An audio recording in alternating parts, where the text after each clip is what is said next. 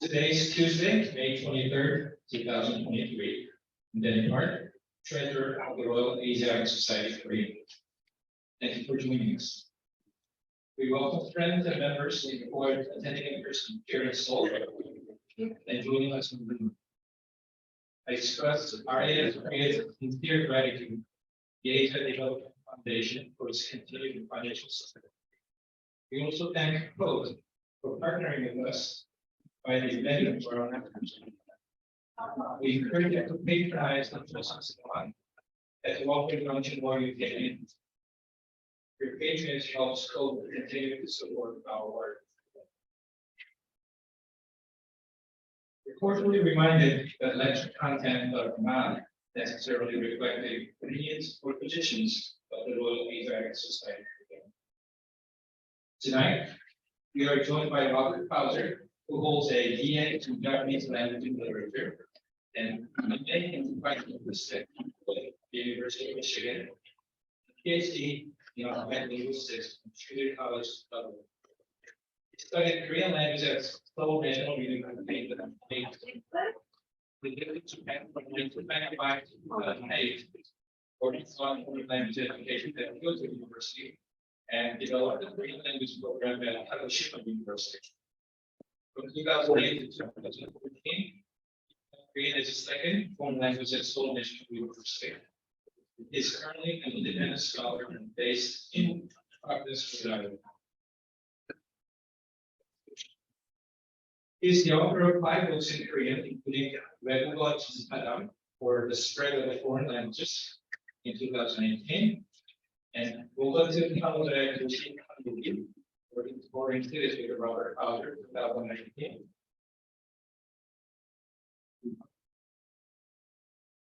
And Renewal Thoughts on Learning Foreign Languages in 2021.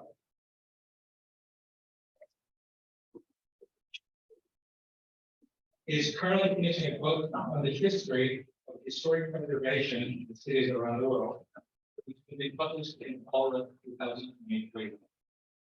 He also is a translator on understanding Korean literature by Hanok and the co-author of The Korean House. He writes regular columns for various media outlets in Korea. Without further ado, let's give Dr. Fouser a warm welcome.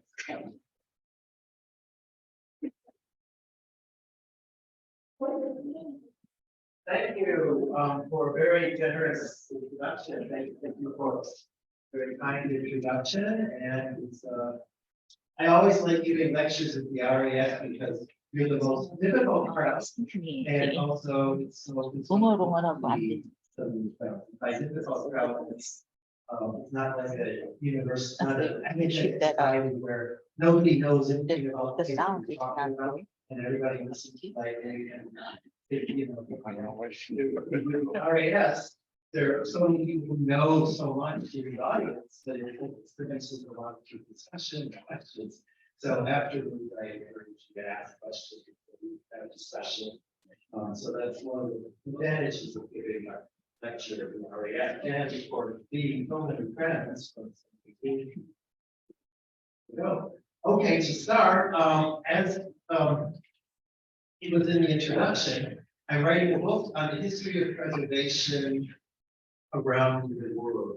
And that book I'm writing here, it will probably be out now in the fall of 2023, but for the winter. Maybe books that come out. So in writing that book, I started to think about preservation, my own experience, but also trying to place Hanok preservation more in the global level.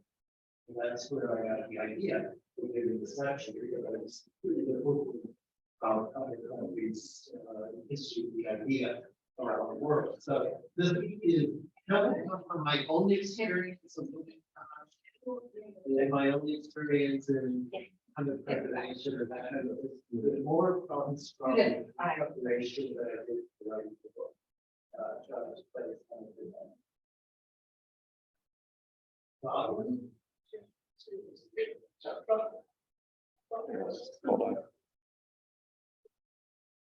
There we go. Take next slide, please. Okay, so what I'm talking about, is first I'll talk about historic preservation around the world. Developments together in the 1960s and 1970s. And of course, this is also a very good discovery for the way that people were talking about preservation in the 1960s and 1970s. Usually we associate that with a much later period. And then we have the first official measures in Jeonju and Seoul. These two cities were working on Hanok preservation at the same time, which is also rather interesting. And then democratization in the 1980s and growing resistance to restrictions. And this is a very key point, and it also reflects the unique part of Korean history that is different from the well. And then we have the new incentive-based official measures in the 2000s, and that is what turned Bukchon into what it is. To preserve Bukchon, a lot of renovation, reconstruction of Bukchon.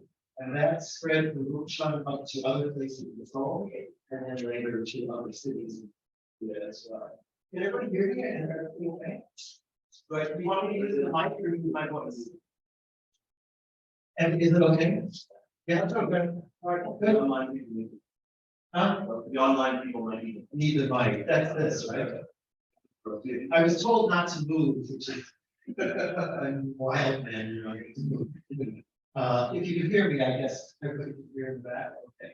And then I'm going to talk about some criticism and recent developments from this century, mostly the 2010s, that kind of thing, and then conclusion and future process.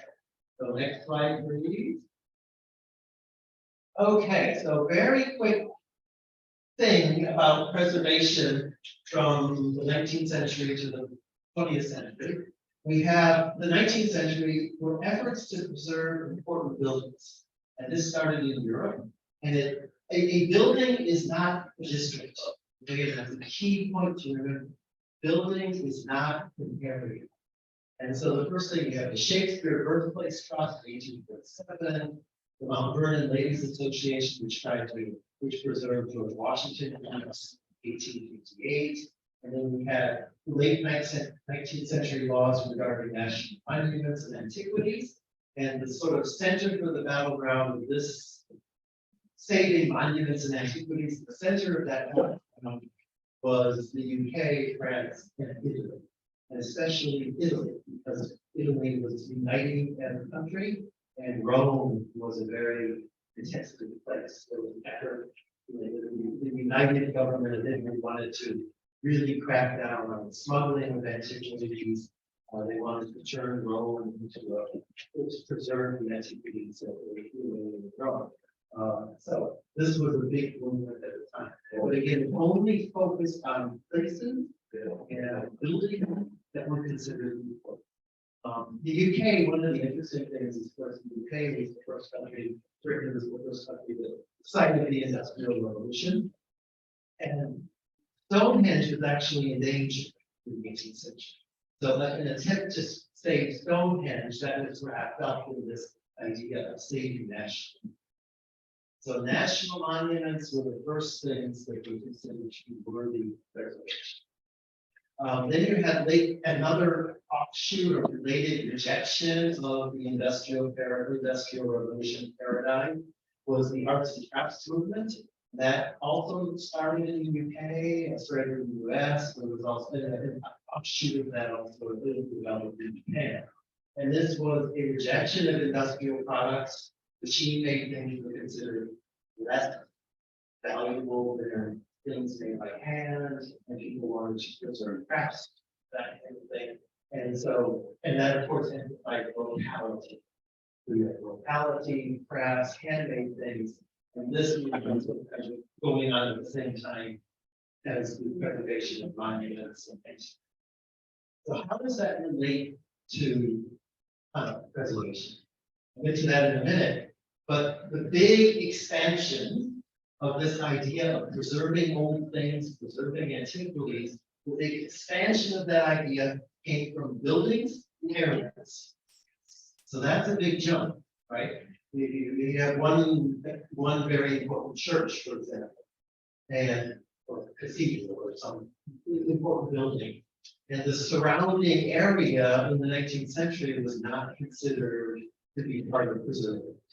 Nowadays it is, but at that time it was not. And so what happened is you had this expansion of the idea of preserving things from buildings to areas.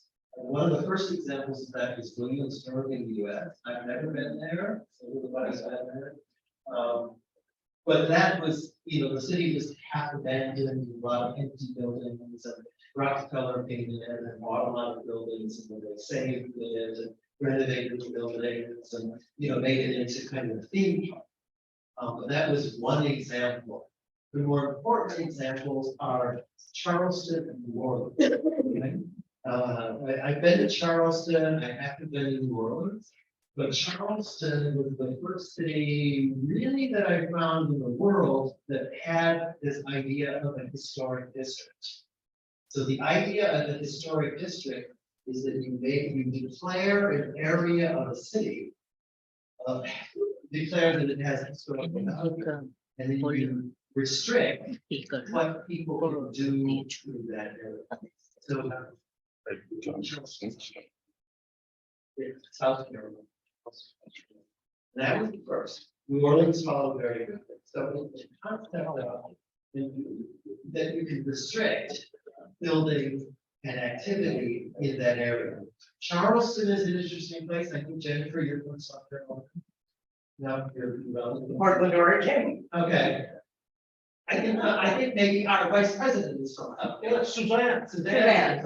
Oh, it's, If anybody's from South Carolina. you can what's ask the them name about of the that. microphone? But Charleston, it was a very important historic city in the South. What's the name What of that? triggered the idea of It's using the camera microphone. It's not using that this microphone. gas station being built in the 1920s. So they would tear down the old house and build a gas station. That triggered people to Microphone. try That to. is- This one? They want to stop the invasion of modern. This is automobile webcam. We don't want. Yeah, probably. That is one. That they developed the idea of making the historic area historic district. Another reason was to promote tourism. Another reason was to move Black families out and bring white families in. And I'll talk more about the racial issues in the United States in a minute. So that's a key concept, because if you have a historic district, that means the government can control property rights in that area. And that's a big step. If you think about, the idea of, say, in the 1920s, 1930s, the government controlling property rights.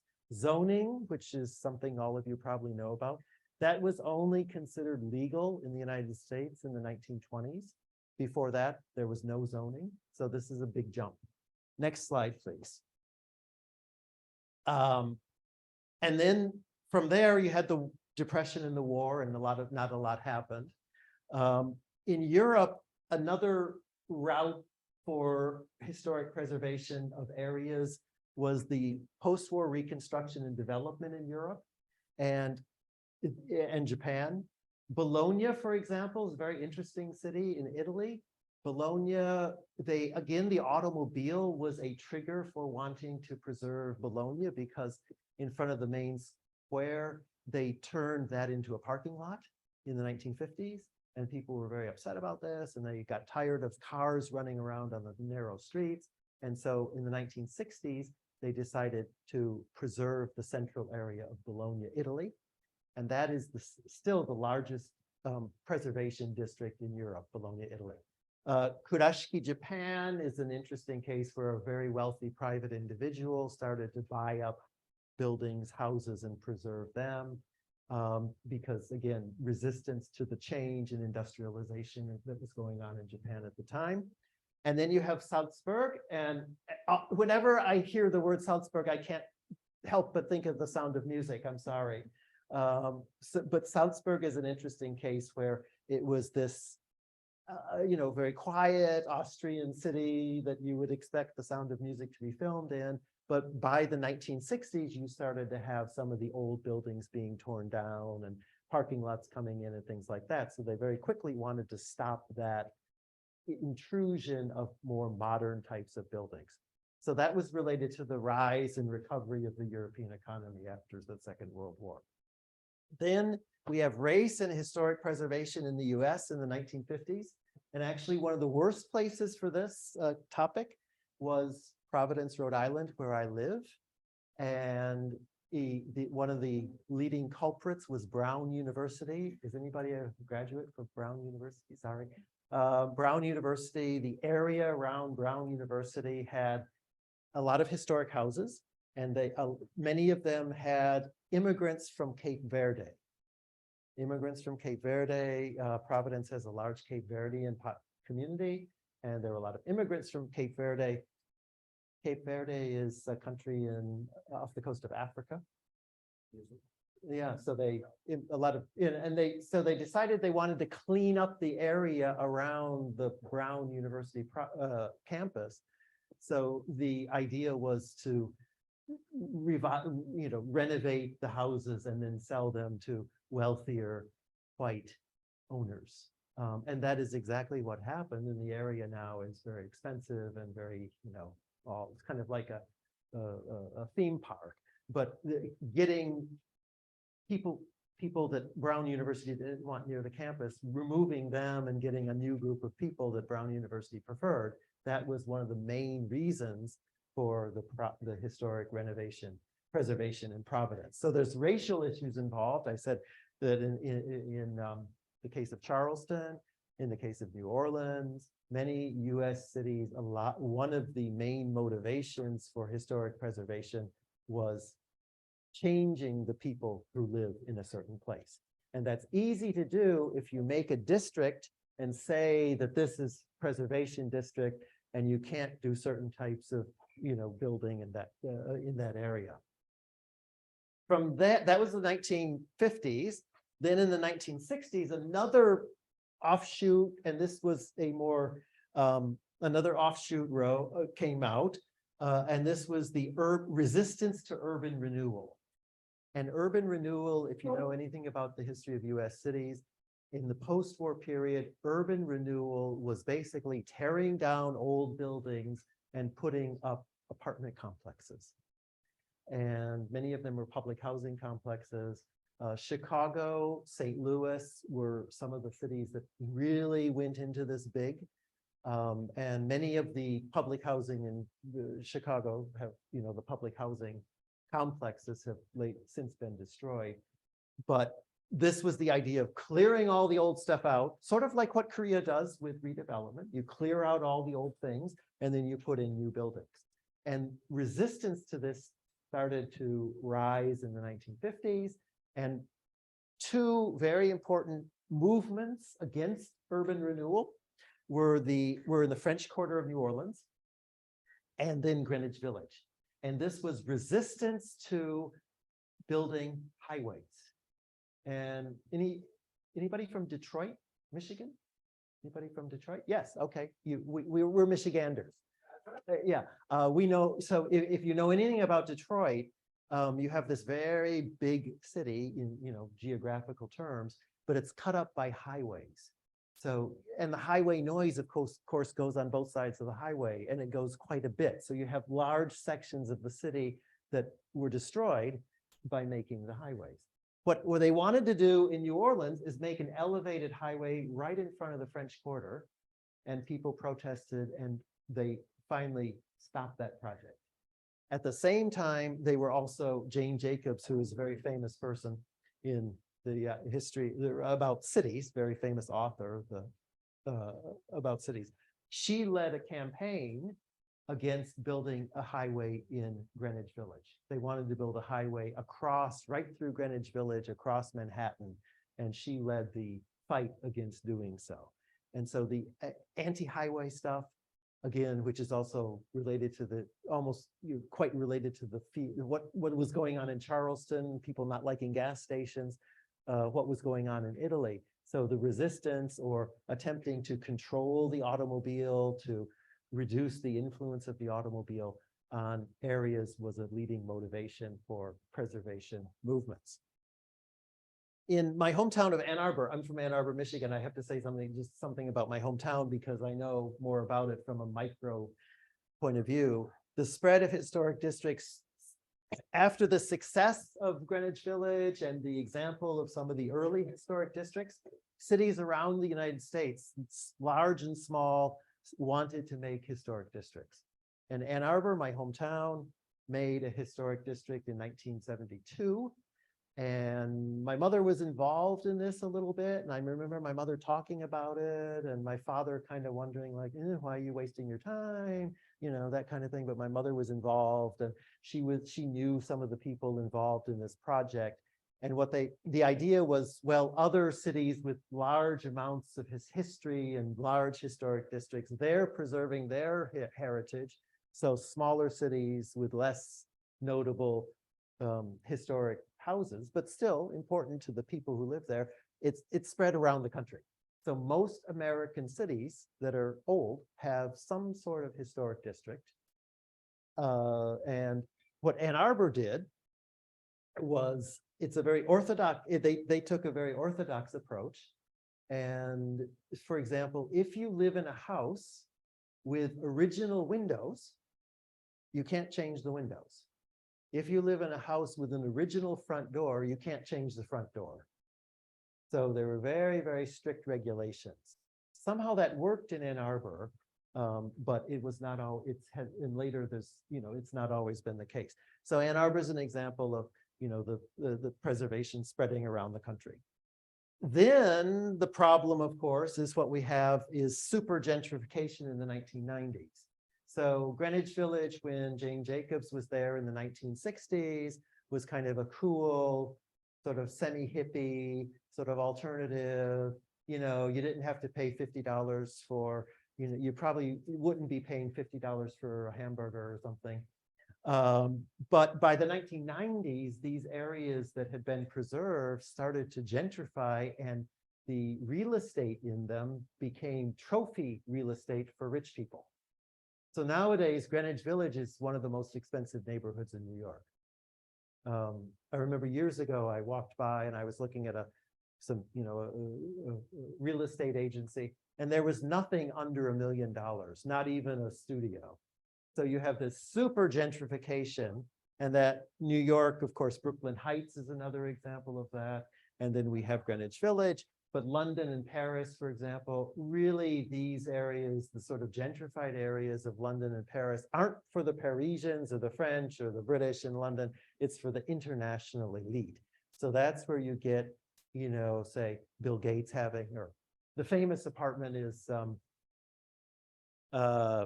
the founder of Apple, Steve Jobs had a fancy place in Soho in New York, which is right next to Greenwich Village. He had a fancy apartment there and he barely used it, or there's some rumor, that anyway, some of these rich people have sort of like a very fancy apartment in these areas that they use maybe once a year, or, that kind of thing. So we have this super gentrification, which is a recent phenomenon, but it also has stirred resistance to some of the historic preservation efforts. And I'll talk about that at the end. Next slide.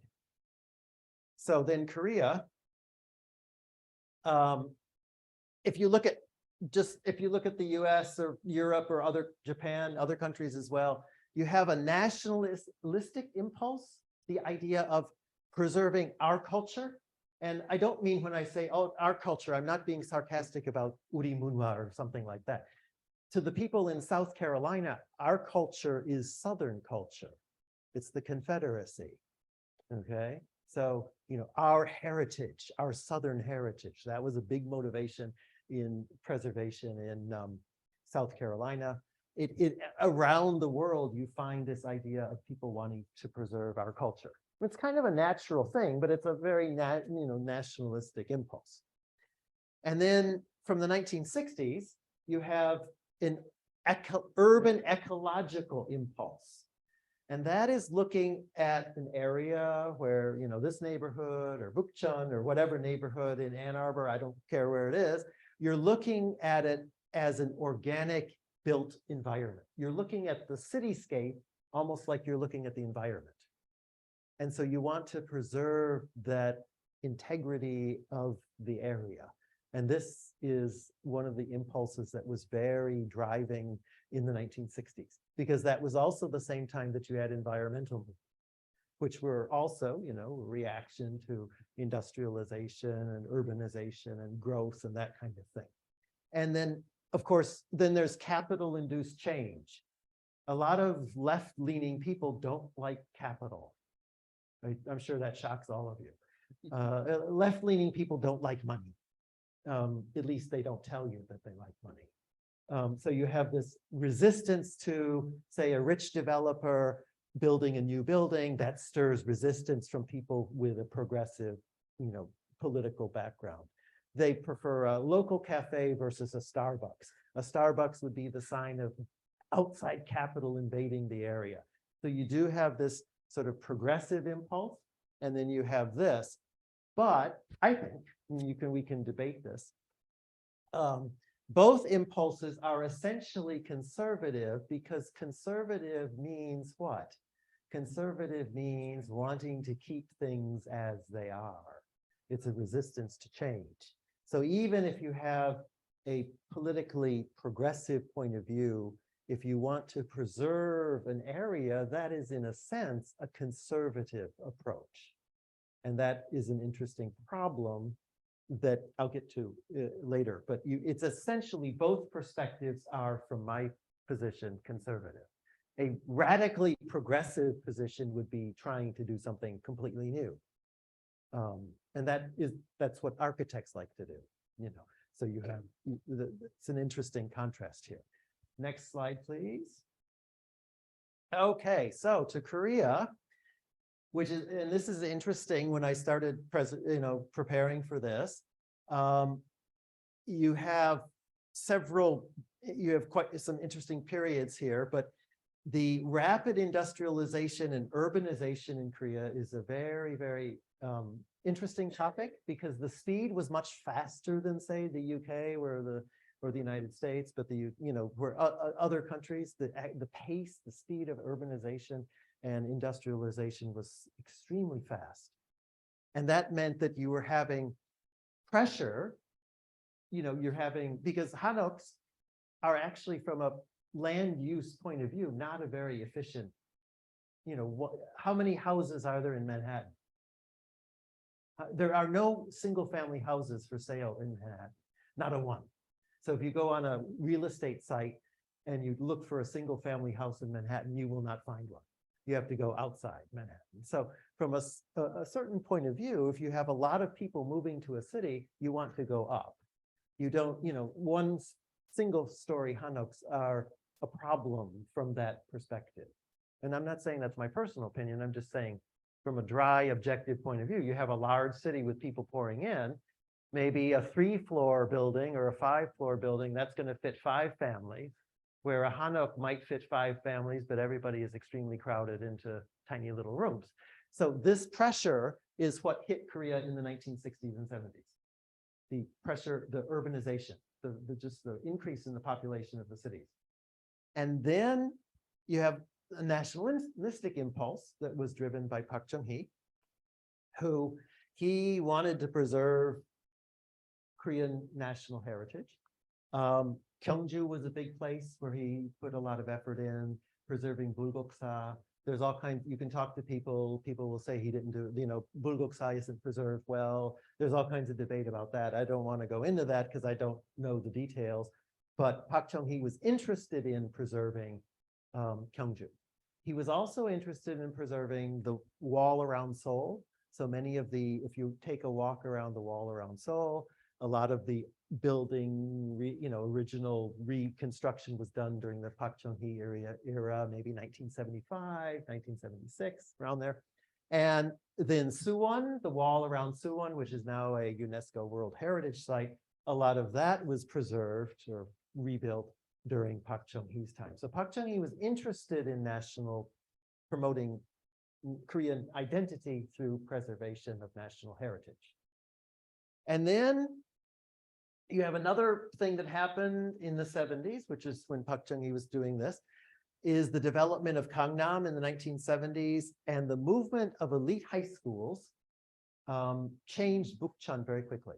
So you had the Gyeonggi High School, which was one of the elite, the top high school, that's where the library, Dongdok Library is. That school moved to Gangnam. So suddenly you had the elite schools moving to Gangnam, and there was a very rapid change in the population of Bukchon. And that meant that you had that the houses were being divided up into different families, not all of them, some families stayed, of course, but this was a rapid change, and it was something that Korean society was starting to notice in the 1970s. And then you had decline of Hanoks, and Hanoks viewed as a loss of Korean tradition amid rapid change. So the Hanoks were becoming not popular, the people were wanting to live in apartments, and suddenly Hanoks were being viewed as undesirable. But some people felt that this was a loss. So next slide. And you had, in the 1960s, you had some articles, but more in the 1970s, articles like this. And this is from the Naver Library, which they don't let you take good screenshots. I apologize, I did my best. I did it about 20 times, but this is, it's hard to take screenshots. This is an article, just one of several examples. 1976, you have the Gyeongyang Shinmun, and this is Disappearing Beauty of Hanoks. So in the mid-1970s, the media was actually writing about this topic, that Hanoks were disappearing. Hanoks were being torn down for other purposes. So this is this was actually a mainstream, newspaper. Next slide, please. And then we have another example of this genre of article. Industrialization is changing the face of old Jeonju. Industrialization, so they were noticing that, Jeonju, which of course didn't have the population pressures of Seoul, but even Jeonju was changing rapidly. So you have the newspaper picking up on that. And just from an interesting point of view, the title of this old Jeonju, they call it the old capital, but Jeonju has never been the capital of Korea, but it was termed old capital because that gives it a kind of nuance that, emphasizes its historic value. Okay, next slide. This is, again, terrible. I apologize for this. I did my best with the screenshots, but this is, many of you would recognize this Hanok, village. This is the Jeonju Hanok Village, and this house right here is actually still there. Oops. This house is still there. And it was interesting that this article viewed this house as an intrusion, as an encroachment. So this was, people were noticing that Hanoks were falling out of favor, and that other types of buildings were kind of digging into areas where Hanoks were concentrated. Okay, next slide. And so this prompted the city government in Seoul and Jeonju to take notice and to try to preserve. So the Hanoks, to prevent this intrusion of other types of buildings and the destruction of Hanoks. So the first Hanok-focused historic district in Korea was established in Jeonju in 1977, which is quite early. And it was strengthened in 1987. And by strengthened, that means the area was expanded and the measures of controlling what could be done the restrictions were increased. But what's interesting is the next one as well, first historic district in Seoul established in Bukchon, Gwaedong in 1983. This was also both the common point in both of these historic districts was restricting the type of buildings that could be built. And I kind of dug through the articles and looked through the articles. Nowhere could I really find that because other countries were doing that, that's what Korea should do. It's just an idea that came to the people naturally because they were looking at different types of buildings, replacing Hanok, and the intrusion of and the destruction of Hanok, and the natural assumption would be that, well, if you prevent people from tearing down Hanok, then you will preserve them.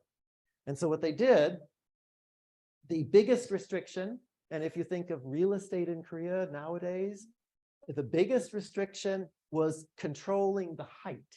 So they controlled the height. Only one-story buildings would be built. So at the time, realistically, not many people would tear down a Hanok and build a one-story Western-style house. They legally could, but most Western-style houses are 2 stories. And the chance of somebody doing that, tearing down a Hanok and building a 1-story Western house, are probably not high.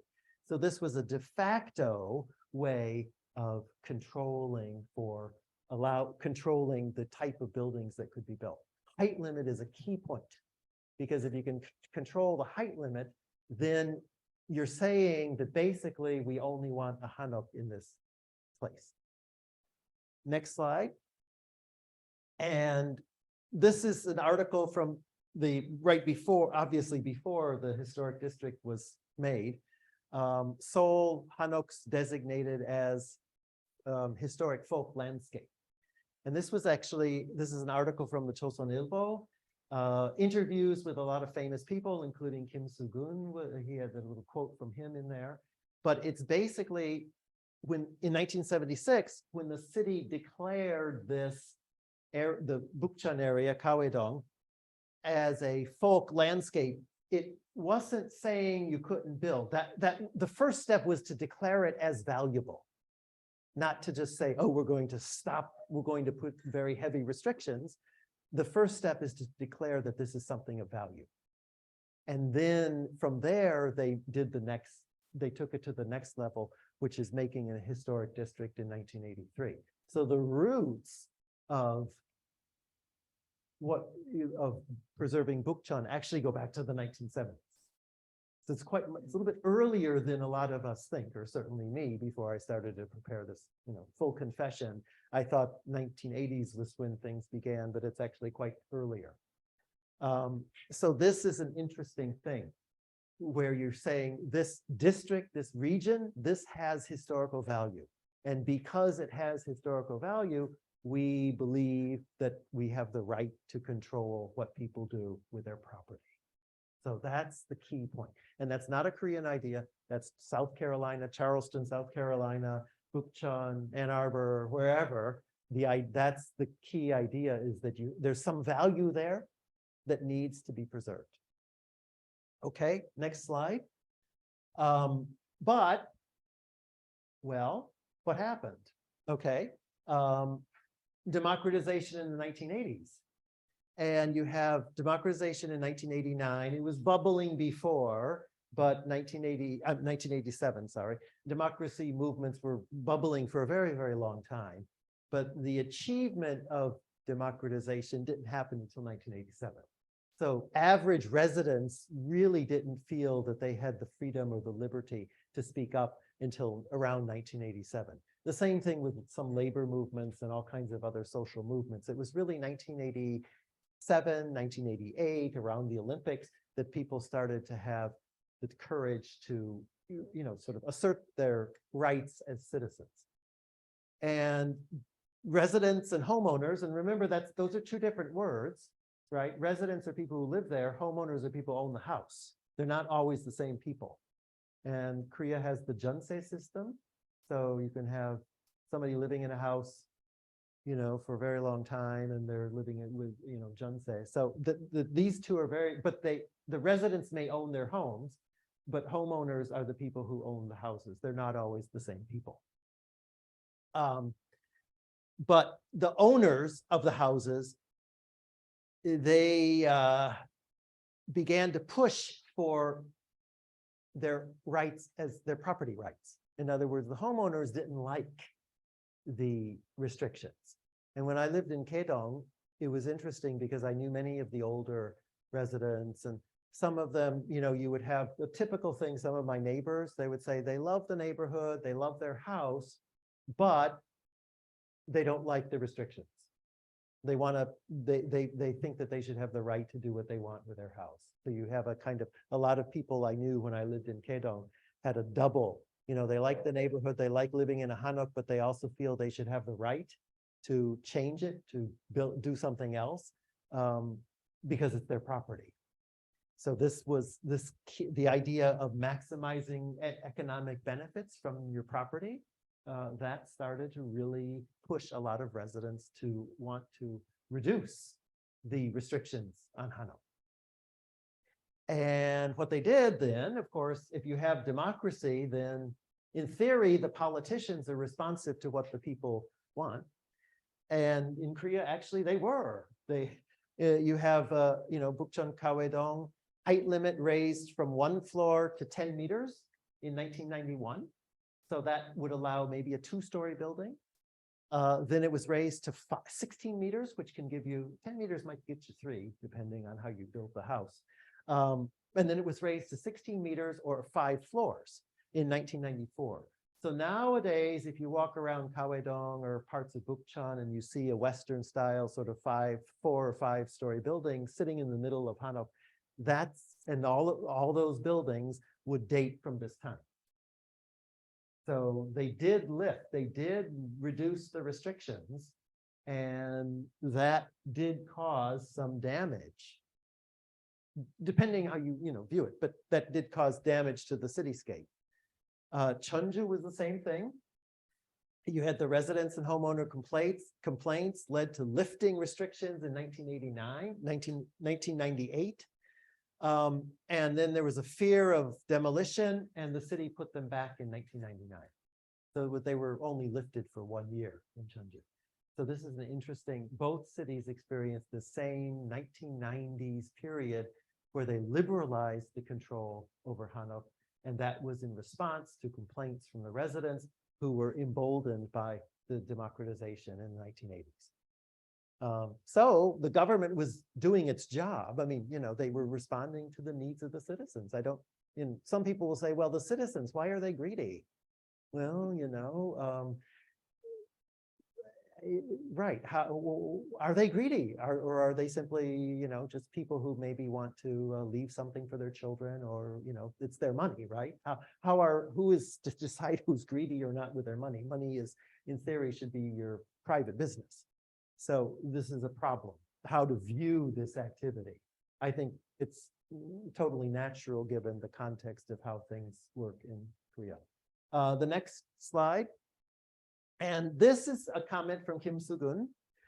Remember I showed you the Chosun Ilbo article 1976? Kim Sugun is saying, well, he welcomes the declaration of Bukchon as a historic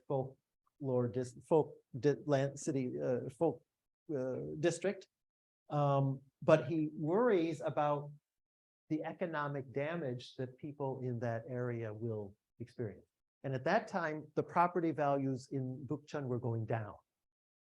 So Kim Sugung is saying, well, if we control what people do, then we have to be careful about dealing with their economic loss and compensate them for their economic loss. I can tell you from my experience as an Ann Arbor person, the government never thinks about compensating people for their economic loss. So this is quite kind of an interesting idea that even Kim Sugung in 1976 was thinking about, well, if you make a restriction or if you make a policy, then how are you going to compensate people, the homeowners, for the results of your policy? And this idea between the policy, the benefits of the policy, but the property rights and compensating the people involved, it has continued right to this day in Korea. It's quite interesting. Next slide, please. So we're up to the 1990s where they lifted, they weakened the restrictions on Hanok. And some buildings came in. Then we have another shift back. And this is where we have incentive-based official measures. So this is the idea of the controlling what people do doesn't work. So let's try to assuage complaints and let's try to adopt financial incentives to help people to live in a Hanok, feel better about their Hanok, preserve their Hanok, whatever, but compensate them, as the article I just showed you, Kim Sugung mentioned in the article, compensate the homeowners for their living in a house that's in an area with various building restrictions. So in 1999, the city of Seoul began to discuss preservation with homeowners and began preservation plans. And this started in 2001.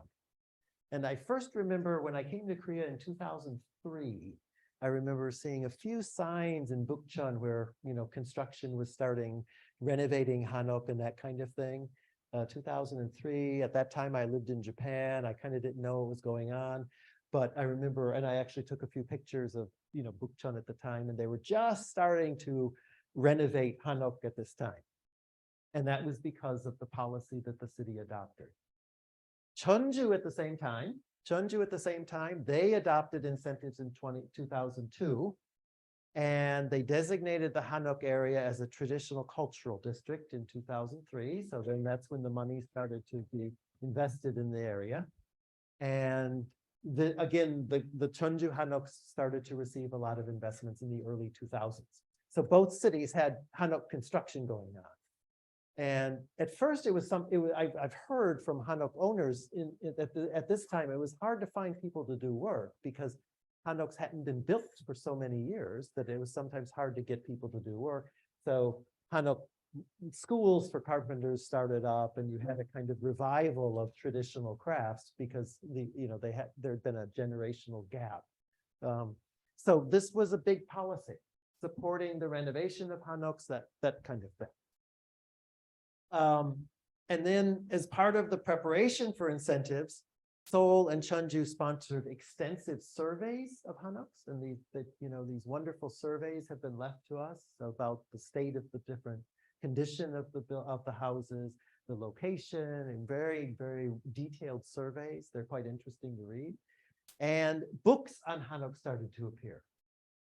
So you had this early 2000s, you had the surveys, you had the policy, and then you had books on Hanok starting to appear. Books written by architects, different people interested, historians, architecture historians, people like that. Just popular books for people to read about Hanok before they disappeared.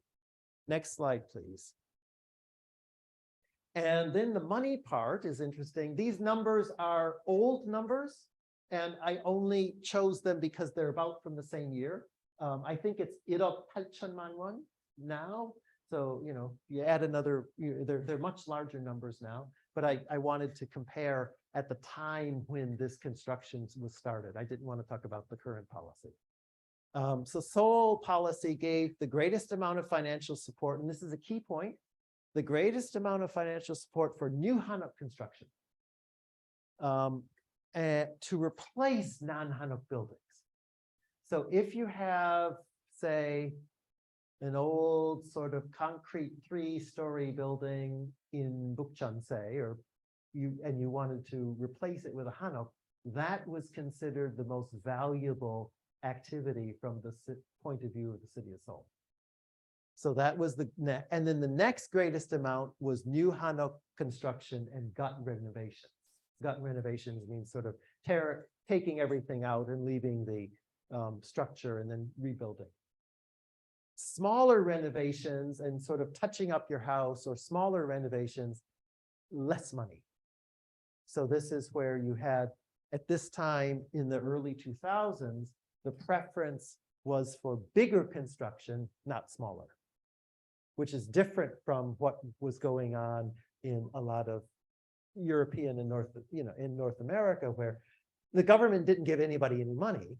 So in North America, a lot of the effort was individual homeowners who many of them would be limited in the type of money that they could spend, did smaller projects. And again, the government did not support projects. Jeonju policy, again, it gave the greatest amount of financial support for new Hanok construction and reconstruction. So similar to Seoul. And so you had this shows that the policy was supporting bigger construction rather than smaller construction.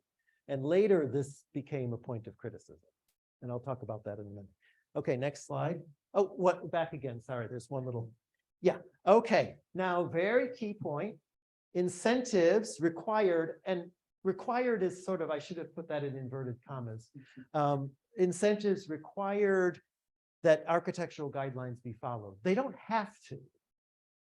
But, you know, you're dealing with a bureaucracy. So if the government is going to give you some money, the government wants to know where the money is going, right? And again, so there was the idea that if you get money, you should follow certain architectural guidelines. And of course, whether, regardless of the guidelines, if you get money, you need to have an architect and it needs to be approved because, you know, you're dealing with public project. So all of the projects had to have an architect involved, which is a very good thing because you want the house to be stable and safe. But this is where you get some problems coming up later. Okay, next slide. And here you have, this is a picture I took. I didn't take it for the lecture because it was taken quite a few years ago. It kind of, I don't know, I took it for the purpose. This is new renovated Hanok that follows the guidelines. And this is an older Hanok. And you'll see that this kind of window, for example, that is required by the guidelines, or was at the time, say the 2000s guidelines. It may have changed. So again, they had various different types of guidelines for the architectural appearance, and those houses would get support. Very important point, though, is not every Hanok in Bukchon or in a certain place, not every owner wanted support. If you didn't want the city support, you weren't subject to these guidelines. That's often a misunderstanding. The people think, oh, the guidelines are covering all the houses. They're really not, within a certain range, you know. But so if you do a renovation on your own, you have more freedom to not necessarily follow the Hanok guidelines. You may need to follow basic architectural guidelines regarding property. Okay, so next slide. Okay, so criticism and recent developments. And anytime you put, bring out the mayor's name, okay, Mayor Oh Se-hoon, any mayor, it's controversial. But he made this Hanok declaration oh dear, in December 2008. He made a Hanok declaration. Anybody remember it? Okay. Yes. I actually remember it. That's why it's in the remember it. At the time, it was sort of like, oh, the mayor's talking and nobody paid attention to it. But actually, oh, good idea. Yes, it'll help save my voice. Thank you. Okay, thank you. So Mayor Oh Se-hoon made this Hanok declaration, and at the time, it kind of one of those things, oh, the mayor's talking, blah, blah, blah. But what was interesting about it is he started to emphasize going beyond Bukchon. And he wanted to save Hanoks in other parts of Seoul. And this was a big step, actually, now looking back in history. And so this started the process of expanding support. Remember the city, the money that I was talking about for new construction or renovating Hanok?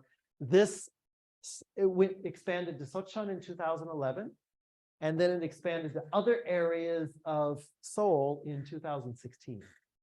So you had this expansion, other areas, meaning say Haewadong or other places where you may have a Hanok. You've got this expansion of the support to other areas. Up until 2011, only Hanok and Bukchon were supported. So the Hanok and Seocheon were not supported.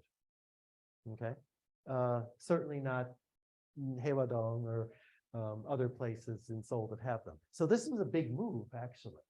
And the other big thing is it supported renovation for Hanok outside an historic district. So Seocheon is a historic district. Bukchon is a historic district. Haewadong, I don't think is. So you have people in Haewadong who own a Hanok, they can get money from the city. and get renovate. So this was a big expansion of preserving Hanok. Then in the 2010s, Sugun developed, this is an interesting policy. Sugun developed a policy focusing on new Hanok construction. And their idea was to, there's a place called Haengung-dong, which is near one of the palaces inside the wall, the wall that goes, the fortress wall around Suwon. And their idea was, and there were very few Hanoks there. I mean, almost none. So the mayor's idea was, let's turn it into a Hanok Village. Okay. And I know some of you might start laughing, but what he wanted to do is, because the fortress wall was actually UNESCO site. So if you have Hanok near this UNESCO site, it will be more attractive and better and more valuable. So Suwon focused a policy on new Hanok construction, replacing existing types of architecture with new Hanok. So interesting. In the 2010s, you have smaller regional cities such as Jeonju and Jeonju, but there are many others. These are just examples because of the size. That's why I put the example. Where again, they supported Hanok renovation, but in a lot of cases, rather than renovation, a lot of the support went to build new Hanoks, especially in Jeonju more than Jeonju. Jeonju had quite a few Hanoks, and some of them are being preserved. So you have this expansion of Hanok policies around the country. Part of that is also not just the Bukchon, but it's also the success or prominence of Bukchon, but it's also the success and prominence of the Hanok Village in Jeonju. And so these other cities decided, well, Jeonju has this wonderful Hanok Mall, Hanok Village that's attracting tourists and things like that. We want to do the same thing. Okay, next slide. So that's recent developments. The criticisms, anything human beings do is going to be criticized, so you better get used to it, I guess. But there are different issues that came up, the sources of different criticism. First is what I call authenticity issues. In other words, guidelines adhered to Choson period aesthetics, sort of an old-fashioned, sort of old, sort of 19th century idea of what a Hanok or what a Korean house looked like, that differed from the way the houses were built in the 1930s. The houses in Gwaedong were all built in the 1930s, mostly. I mean, there are some exceptions, but the rows of Hanok were all built in the 1930s. So, and they had glass and things like that, and they used tile, which of course were new architectural types of material at the time. That was considered not good. You have to go back to a more pre-20th century aesthetic. Some people have criticized that. Then, on the other hand, the reverse, some people, there's creative attempts to develop two-story Hanoks, and those would not get city government support, but if you want to spend your money that way as a homeowner, you have the right to do so. In Gwaedong, where I used to live, there are several two-story Hanoks. They're around.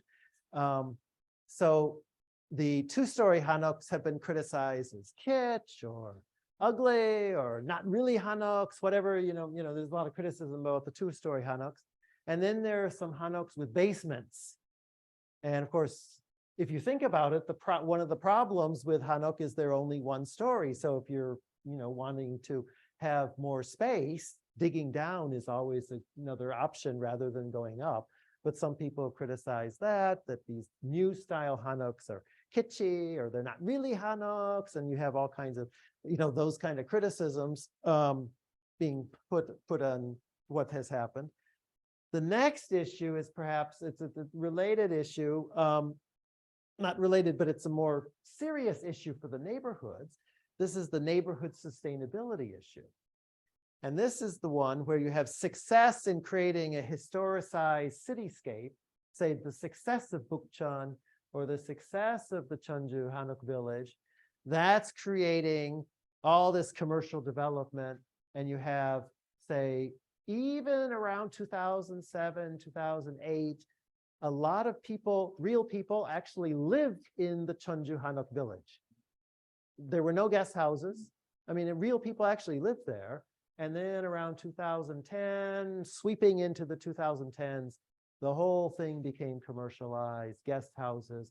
So you have this criticism of the Hanok areas becoming commercial. And of course, that process is, I call it commercial gentrification, not gentrification, because if we think if we just use the word gentrification, we think of, say, the North American or European context where you have rich people coming in and displacing poor people, and it's often rich people who are displacing people of color, immigrants, that kind of thing. That is not the game that's going on in Korea. It's more businesses replacing residents. So you have a cafe replacing an old couple, or you have a family or people who lived in a Hanok, and that's replaced by a guest house. So it's the commercialization causing displacement of long-term residents. So this is one of the main criticisms of a lot of the Hanok policies. This is more of an aesthetic issue, and maybe, architects might want to talk about this, and they're, this is very sort of sensitive. People get all excited.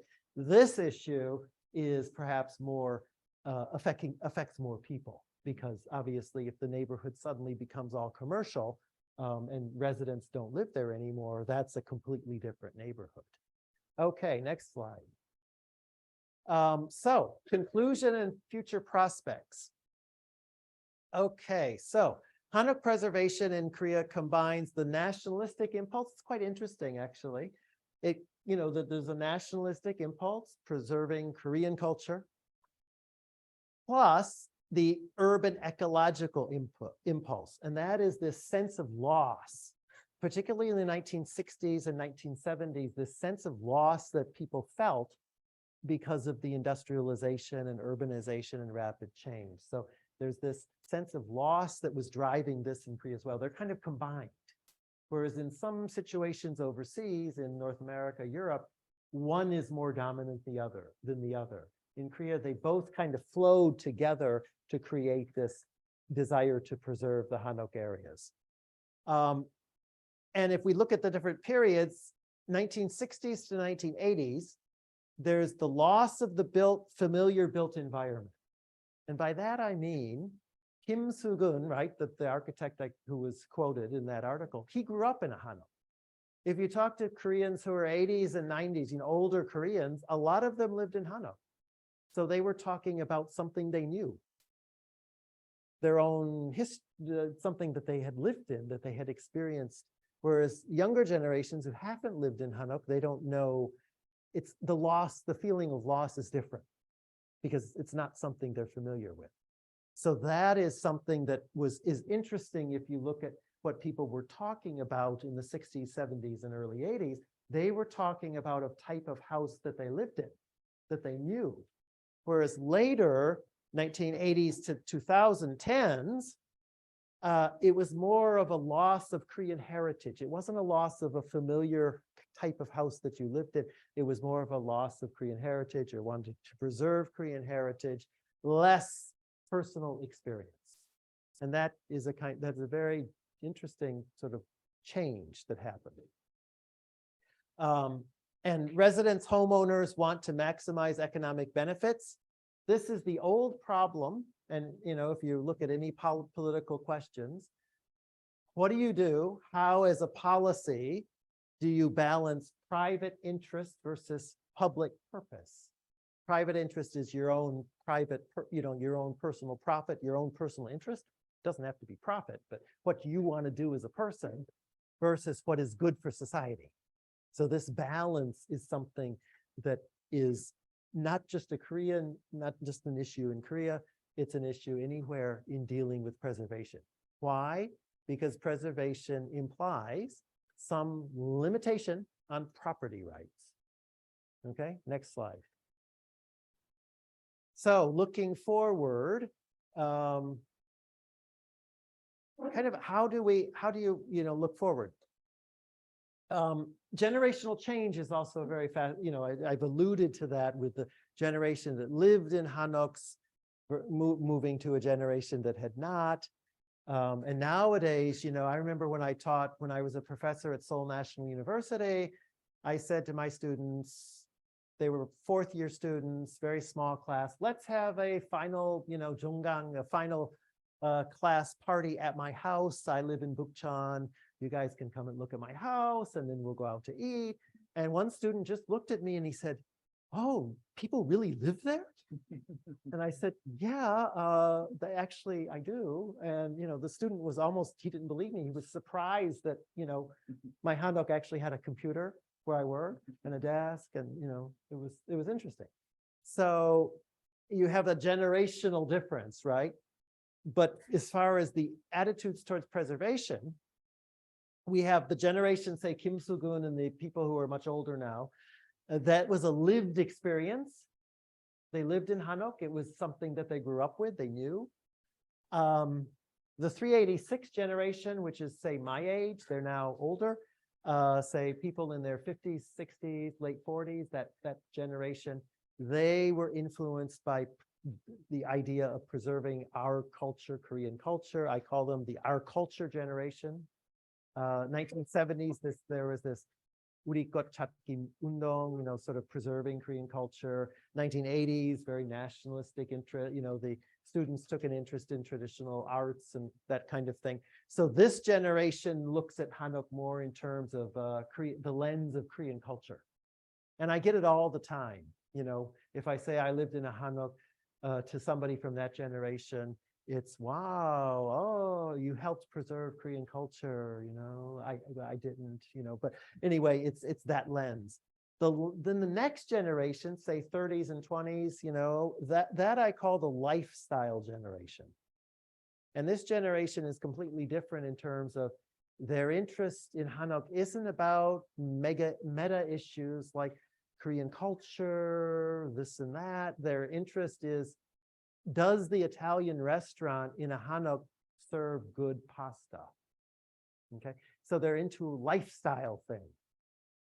They're into how does a Hanok relate to me as a lifestyle thing, either as a consumer or a resident or whatever they want to do with it. And there's also a generational change in North America, which is interesting and something that the media in North America has trouble covering. You have the NIMBYs, and a NIMBY is not in my backyard. And the NIMBYs are generally baby boomers. Then you have the YIMBYs, and yes, in my backyard. Okay, now what does this mean? NIMBYs don't like development. YIMBYs want development. Why? Because it helps lower the cost of housing. So this is kind of a baby boomer versus millennial debate. And both those generations are big. I'm at the end of the baby boom, but spiritually I'm a Gen X. So I sort of feel lost in space in the United States because everything is the boomers versus the millennials. But why is that important to Ann Arbor? Because when I lived in Ann Arbor in the mid 2010s, there was suddenly this debate about, Ann Arbor is a very liberal college town. Trump got about 5% of the vote. 5. I think that's a very good thing, but we can talk about that over beer. So Ann Arbor is a very liberal college town, and somebody wanted to put solar panels on their roof in the historic district. What did the city say? No, that's not original to the house. The 19th century house didn't come with solar panels, so you can't put solar panels on your house. And this guy went ballistic, and he sued, and he kept battling. But the problem is, most people of a left-wing perspective want to fight climate change too. So in the end, what's the city going to do? You can't change your windows, you can't change your doors, you can't put solar panels on. If they allow only solar panels, then how about the people who want to do windows and doors? So this is the YIMBY is, let's update the restrictions on preservation to meet the needs of this age. And a lot of millennials are in the YIMBY camp. Same thing in Ann Arbor with the garages. American houses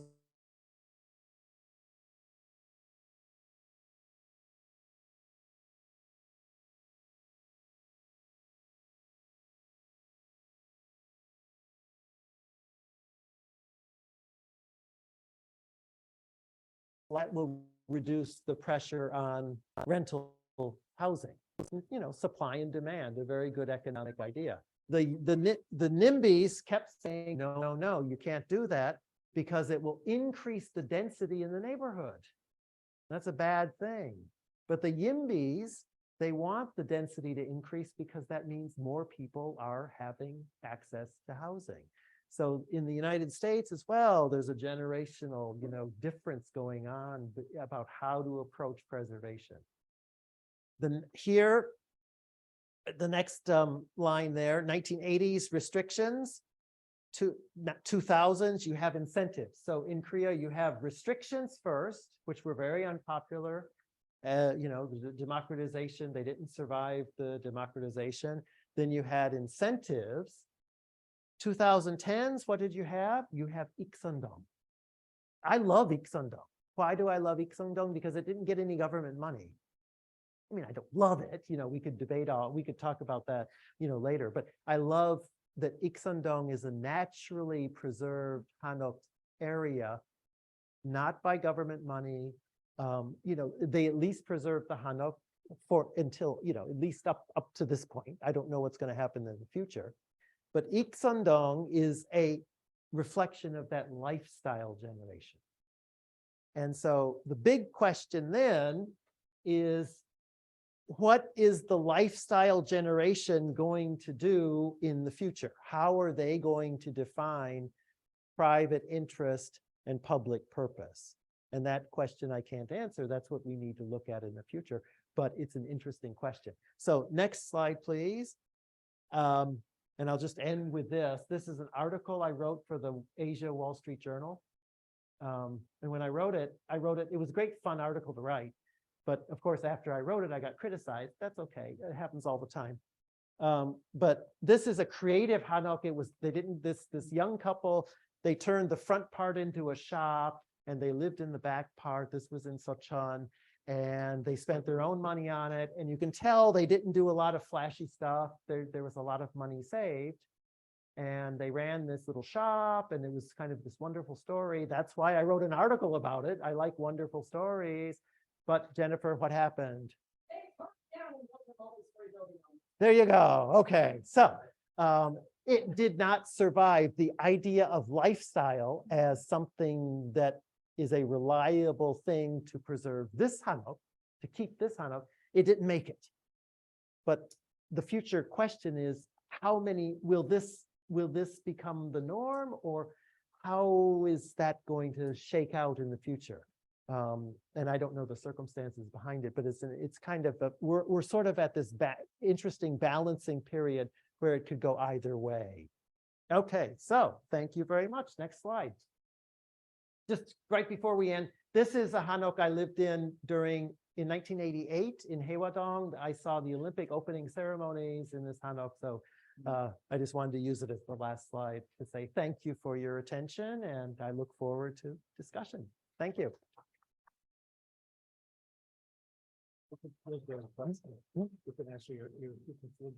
Okay. So anybody have any questions? Okay, we'll go to the back first and then up front.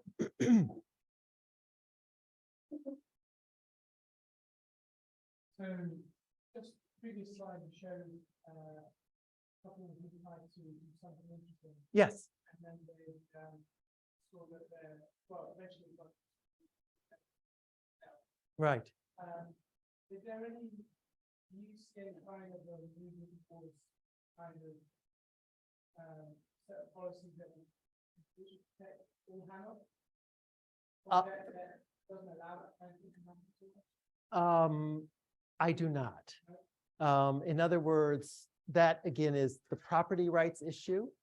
So that in this case, the details of this case, if you go back one slide, I don't know the exact details, but I can tell you if you look at the surrounding areas in Sochon, if you have 4 Hanok lined up together, they can't be destroyed.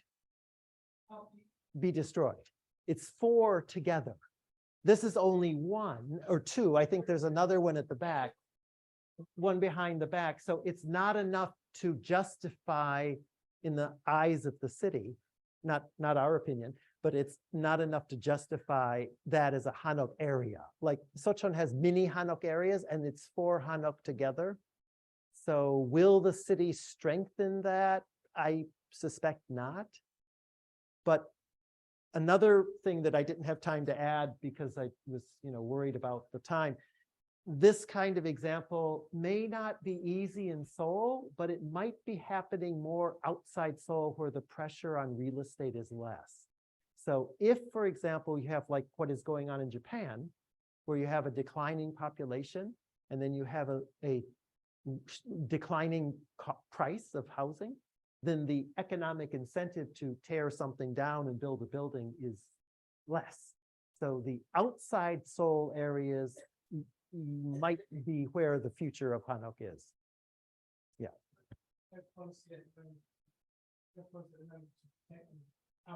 No. I mean, other than the ones in a historic district, Bukchon or however the details of a historic district are found, yes. Oh, okay, Andy, and then, well, we'll just go around here. Oh, his hand, and then we'll go there, okay. Okay, so at the Yeah. last previous time you mentioned Iksan-dong, I was wondering, what does that mean? Iksan-dong is the area near Jongno Samga Station. Yeah, it's not too far from here. It's kind of over that way. What do you mean in the era? Oh, meaning that the paradigm of Iksan-dong, where people, preserve Hanoks, but kind of change them and make them into commercial establishments, that may be one future development. Yes. Is that clear? Yeah, so you mean like the gentrification in terms of commercialization? Yes. Yes. Right, Yeah. okay. Yeah. Thank you. And I'm not saying I like gentrification. I'm just saying it may be a possible way for Hanok to continue to exist. Right. Yes. Got it. Next, back or? Oh, she's. Yeah. And then we'll come up to Andy. So when you're ready. It was interesting actually. I had this experience last year. Okay. We tried to have a guest house, kind of guest house. The requirements are reasonable. Yes. Because it's something big, they don't have any, Okay, anyways, we have a space near Fouser. Okay. Yeah. Actually, okay. That's the space actually for the cultural activities and get together, like cultural activities. Right. Right. Jeonju, the Korean movement, we do practice in there. Oh, okay. Ceremony, things like that. I'm very much after. I don't know why in the last few years, we have a couple of times. Different activities. So it's interesting that, but something like which I noticed, preservation is one thing, but the old ones are really showing progress. Right. Yeah. To keep very brief. Right. Right. I don't know if you notice that what kind of renovation actually needed to consider. Because the materials, some of the materials are very importantly nice, for the atmosphere, the stay the night, and asking, but some things like, Right. Yeah. That. I don't know what kind of. Do I recommend? Well, part of what the policy of giving money, the incentive for Hanok owners to renovate or do something with their houses, that comes from the point that you mentioned. For example, the roof tiles need to be changed. That's where you get the leaky roofs. So the roof tiles need to be changed or updated, or there's a lot of maintenance that needs to be done. So that because of the cost of some of this, of what things you mentioned, that's where the idea of incentives came from. So that is something for debate.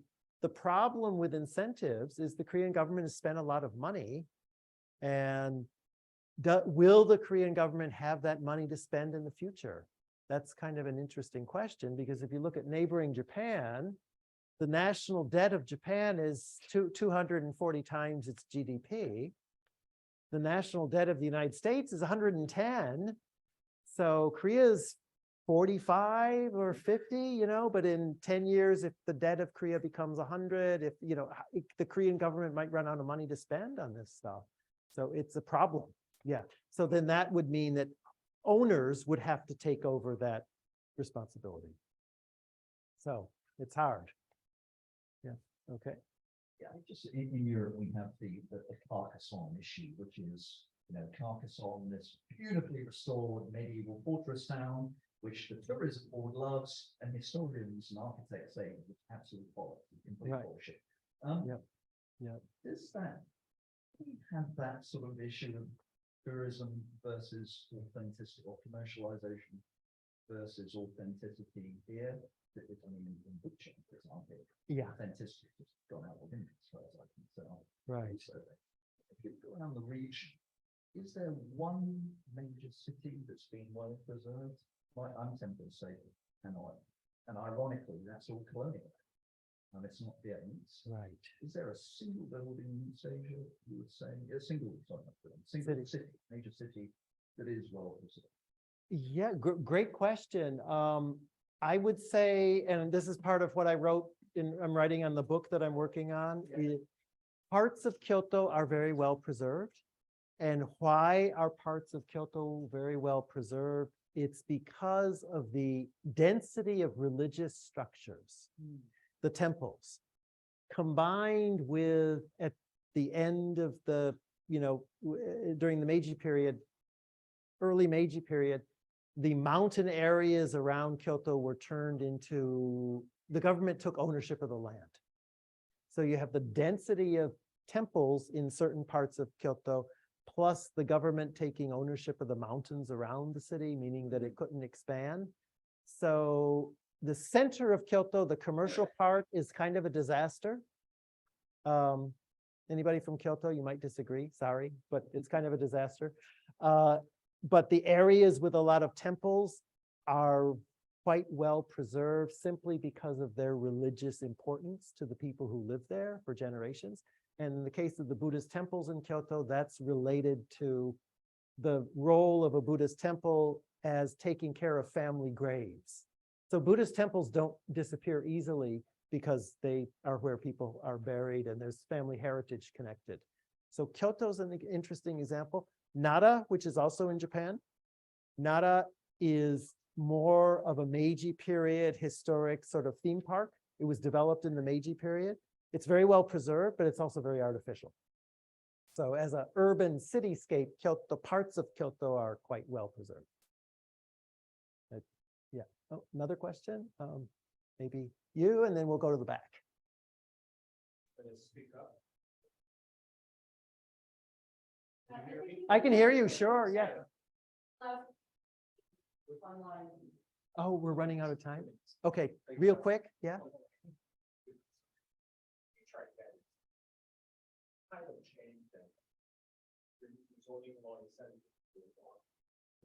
Right. There are pockets of villages across Korea. I think there are some 8. These are government designated folklore. Oh, yes, yes.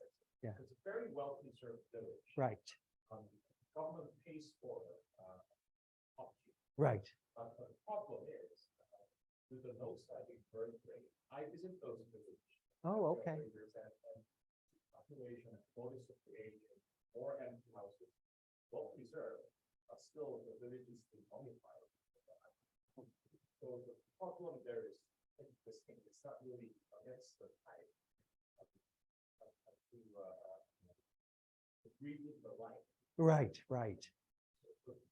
We're from proper, but still, from the conservation of the old building. That's another, it's related. It's kind of another line connected to this discussion. It's different because it's talking about very small rural villages, but the problem of people not wanting to live in old houses how that sheds light on that issue, people, but part of it is not just the old houses, it's more the village being remote, I think is more the problem than the old houses. Lack of hospitals or education or, other things that people need. So it's, I think, more related to the village rather than the house itself. Yeah, and we have, yeah. Answer online question. Oh, online questions. I love online questions. Okay.